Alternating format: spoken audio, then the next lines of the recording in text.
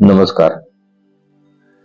धर्म, अध्यात्म और विज्ञान के चैनल पर आज नए सिरे से हम प्रस्तुत हुए हैं। वैसे तो कृष्ण जन्म की कथा सर्वविदित है।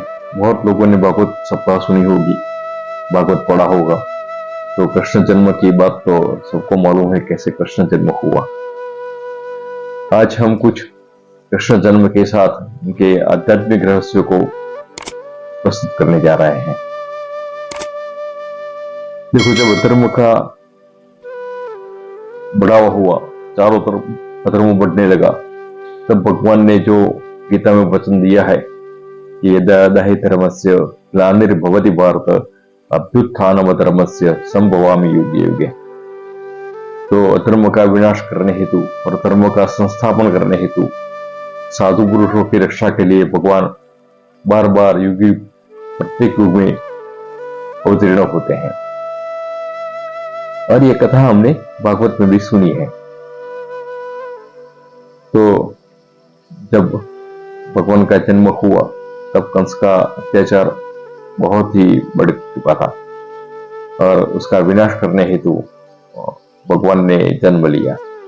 जैसे कंस कौन था, इसके लिए भी हमने आगे एक वीडियो बनाया है, आप देख लेना कि कंस इतना क्रूर क्यों हुआ। इसकी भी कथा पर हमने एक वीडियो बनाया है, आप डिस्क्रिप्शन में से इसका वीडियो देख सकते हैं। तो भगवान का जन्म मथुरा में हुआ और मथुरा के अंदर कंस का कारागृह था और कंस के कारागृह में भी एक छोटा कमरा था और इसमें वसुदेव और देवकी को बंदी बनाया था और इसमें माता देवकी के गर्भ में भगवान का प्राकट्य हुआ है, ऐसी कथा है। जन्म होते ही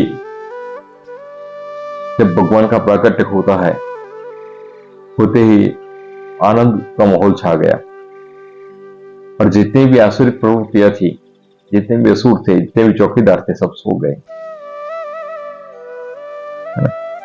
वैसे भी जब भगवान आते हैं तो भगवान की अनुभूति होती है, भगवान का प्राकट्य होता है हृदय कमल में, तो मलिन वासनाओं का क्षय हो जाता है और जितनी भी दुष्प्रवृत्तियां होती है, आसुरी प्रवृत्तियां होती है, वो शांत हो जाती है और भगवान आते ही बंधन छूट जाते हैं। हम मुक्ति के लिए भगवान की आराधना करते हैं। तो जैसे ही भगवान का प्राकट्य हुआ, उनकी बेड़ियां खुल गई, जल के दरवाजे खुल गए, आसुरी प्रवृत्तियां शांत हो गई और भगवान को मस्तिष्क मतलब बुद्धि रूपी छबड़ी में धारण किया भगवान ने और उसको सिर पे धारण करके यमुना जी की मतलब नदी का जो स्वरूप है उसमें से पार करके वहां नंद गांव चले गए और नंद गांव में अपने मित्र के यहां भी एक कन्या का जन्म हुआ था। कृष्ण भगवान को वहां स्थापित करके कन्या को लेके वापस आ गए और जो वो कन्या थी वो माया थी, महाप्रकृति ही, जो माया का स्वरूप है, भगवान की ही माया है। उसको लेकर जब वसुदेव जी वापस आ गए और अपने वहां आ गए तो पुनः उसका कारागृह में बंद हो गए, उसमें जंजीरें भी आ गई और बंधन में हो गए। तो जीवन का यही सत्य है, जब भगवान आते हैं तो मुक्ति होती है और जब माया आती है, देहासक्ति आती है, भौतिकता आती है, तो बंधन आ जाते हैं। यही कथा का एक उद्देश्य है। और जैसे ही माया आई तो कंस भी आ गया उनको मारने के लिए, लेकिन माया तो किसी से भी टूटती नहीं है। महायोगियों, तपस्वियों, सबके पास भी माया आई है, लेकिन इससे छूटना बहुत ही दुष्कर है। और जिस प्रकार 5वें स्थान में कृष्ण का जन्म हुआ, पहला तो मथुरा नगरी में भी एक जेल, कारागृह में एक कमरा और एक कमरे में वसुदेव और देवकी, इनके शरीर में और इनके गर्भ में भगवान का जब हुआ प्राकट्य। तो इस प्रकार हमारा शरीर भी जो पंचकोशात्मक है। हमारे शरीर में 5 कोश हैं। एक तो अन्नमय कोश, हम जो अन्न खाते हैं इससे हमारा शरीर बनता है, अस्थि, मज्जा, नसें, रक्त इत्यादि बनता है। जो हमें माया में करते हैं, इसको अच्छा करने का हमारी वृत्ति होती है। इसको कैसे अच्छा करे, कितना सुंदर दिखे, इसको कैसे संभाले, देहा शक्ति जिसको बोलते हैं। बार बार दर्पण देखते हैं, अपने रूप को संवारते हैं। जो परमात्मा के रूप का नहीं, अपने रूप का ही दर्शन करते हैं, वो काम जो है वो अन्नमय कोश करते हैं, जो शरीर को पुष्ट रख करता है, बढ़ाता है, पिलाता है। इसके अंदर एक है, इस शरीर में पांव से सिर के बाल तक जो खून और शक्ति शरीर के प्रत्येक ग्रोह में जो शक्ति पहुंचाता है, रक्त का संचार कराता है, वो वायु है। वो अंदर एक वायुमय शरीर है जो ये सब काम करता है, सभी अंगों को पुष्ट करता है और बाहर के असर अंदर, अंदर के असर बाहर तक लाता है ना। तो उसको बोलते हैं प्राणमय कोश। ये दूसरा कोश है, शरीर के अंदर दूसरा शरीर है। इसके अंदर एक तीसरा शरीर है, इंद्रियजन्य शरीर है, जो हमारे चेतनाओं को, हमारी वृत्तियों को बाहर की ओर खींचता है, बाहर से विषयों को अंदर ले जाता है, अंदर से विषय शक्ति होती है। ये तीसरा शरीर है इंद्रियजन्य, इसको बोलते हैं विज्ञान। तो मनो, और इसके पीछे है मनोमय कोश। और मनोमय कोश जो है वो मन 10 इंद्रियों द्वारा बाहर की वृत्तियों, विषयों को भोगता है, ये मनोमय कोश है। और चौथा है विज्ञानमय कोश, जिसमें हमें ज्ञान होता है क्या करना है, क्या नहीं करना है, जहां बुद्धि, अहंकार, चित्त इत्यादि की महत्व की बातें होती हैं। और इनके ऊपर ये सब करने के बाद जहां कर्ता भोक्तापन, अहम वृत्ति सब वहां मिलकर जो सुख का अनुभूति करती है, वो आनंदमय कोश है। ऐसे हमारे 5 कोश का शरीर है। मतलब 5वें कमरे में जो बंद है, वो बंद है कौन है? स्वयं परमात्मा। ममोई वांशो जीवलोके जीवभूत सनातन, जो शरीर में प्रवेश करके आया है, बैठा है, वो 5वां कोश है।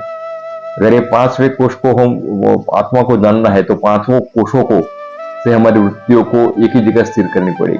इन कोशों से हमें हटना पड़ेगा, शरीर की आसक्ति से हटना पड़ेगा, हाँ, बाकी कर्म वासनाओं की आसक्ति से हटना पड़ेगा। ये सब हटने से जो हमें प्राप्त होता है, जो आत्मा है, वही है पंचकोशात्मक शरीर। और पंचकोश की जेल जो बोलते हैं, वो पंचकोश की जेल, उसमें जो अंदर बैठा है भगवान कृष्ण, जो बैठे हैं सबके हृदय में। मुमैवान सरसचाहम हृदय सन्निविष्टो मत्तस्मृतिर्ज्ञानम अपोहनं, जो बोला है भगवान ने, जो अंतर में बैठा है आत्मा स्वरूप, जो सबको न करता है, न भोगता है, न सुख भी मिलता है, न दुखी भी होते हैं, न सुखी भी होते हैं।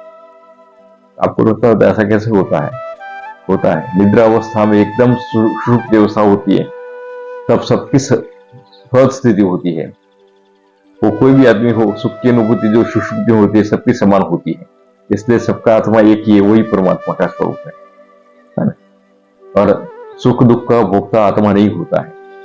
अगर आत्मा होता तो किसी को पांव का ऑपरेशन होता है, उसको एनेस्थीसिया देते हैं, जब पांव कटता है तो पीड़ा होती है, लेकिन वो पीड़ा की अनुभूति उसको नहीं होती है उस अवस्था में, एनेस्थीसिया में, क्योंकि सभी हमारी जो इंद्रिया है वो शिथिल हो गई होती है, हमारा शरीर शिथिल हो गया होता है, सिर्फ हमारा मन भी लीन हो गया होता है।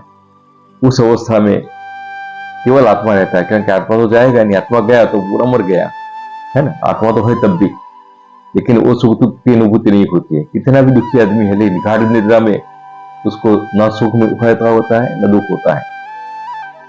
तो इसी प्रकार जो अंदर बैठा है, उनको पाने के लिए, सुख दुख से निवृत्ति करने के लिए, ये पंचकोश का जो पाठ्यन है वेदांत में, वैसे तो बहुत गहरा विषय है इसको समझने के लिए, लेकिन ये कृष्ण जन्म के द्वारा हमें ये होती है कि जब ये 5 कोशों का वेदन हो गया, तो गर्भ से प्रागट्य हुआ, जल के कमरे से बाहर निकले, वहां से जल से बाहर निकले, वहां से नगर से बाहर निकले, और भव सागर रूपी यमुना थी, उसको पार करके भक्ति रस में लीन होके वो नंदगांव पहुंच गए।